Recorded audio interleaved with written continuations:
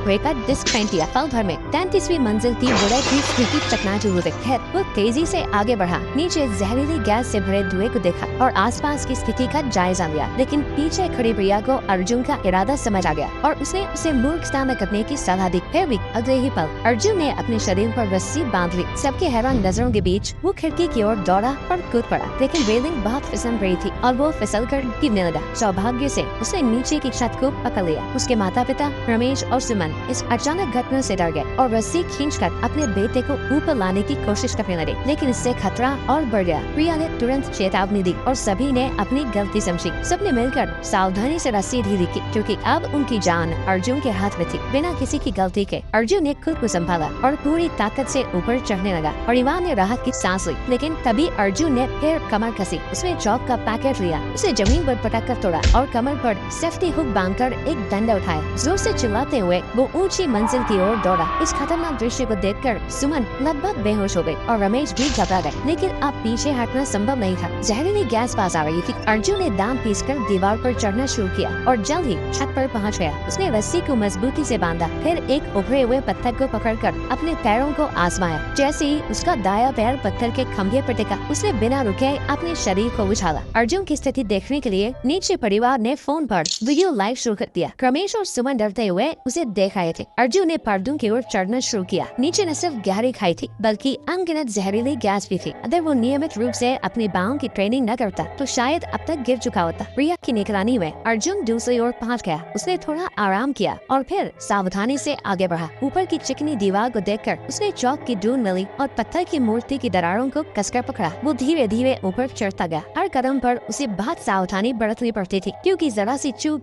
उसे बर्बाद कर सकती थी। काफी समय बीत गया, लेकिन अर्जुन को रुकना पड़ा। उसकी कमर पर बंधी रस्सी अब बोझ बन गई थी। वो चाह कर भी रस्सी को और लंबा नहीं कर सका। अब उसके सामने सिर्फ एक रास्ता था। छत इतनी पास थी और वो जानता था कि सेफ्टी रस्सी खोलने से वो आगे बढ़ सकता है। अगर वो वापस लौटता तो सारी मेहनत बेकार हो जाती और गैस ऊपर पहुंचने पर उसकी मौत निश्चित थी। उसने जोखिम लिया और बिना रस्सी के ऊपर चढ़ने लगा, जानते हुए कि गिरने पर बचने की कोई उम्मीद नहीं थी। बिना किसी सुरक्षा के अर्जुन आखिरी चरण तक पहुंचा। उसका पूरा शरीर थक रहा था। जैसे ही उसने एक पड़क किया, मूर्ति के दांत टूट गए। वो असंतुलित होकर लगभग गिर पड़ा। उसने पूरी ताकत से मूर्ति की नाक पकड़ी। नाक मजबूत थी, लेकिन पकड़ना मुश्किल था। थोड़ा रुककर उसने अपने पैरों को मोड़ा और मेंढक की तरह लुढ़क कर ऊपर चढ़ गया। थकान से वो हाँफ रहा था, लेकिन बचाव पहली प्राथमिकता थी। उसे दौड़कर छत का दरवाजा खोला। पूरा परिवार ऊपर बच गया। आउटडोर सर्वाइवल विशेषज्ञ प्रिया ने सभी को अपने फोन से SOS सिग्नल भेजने को कहा। वो खुद बिजली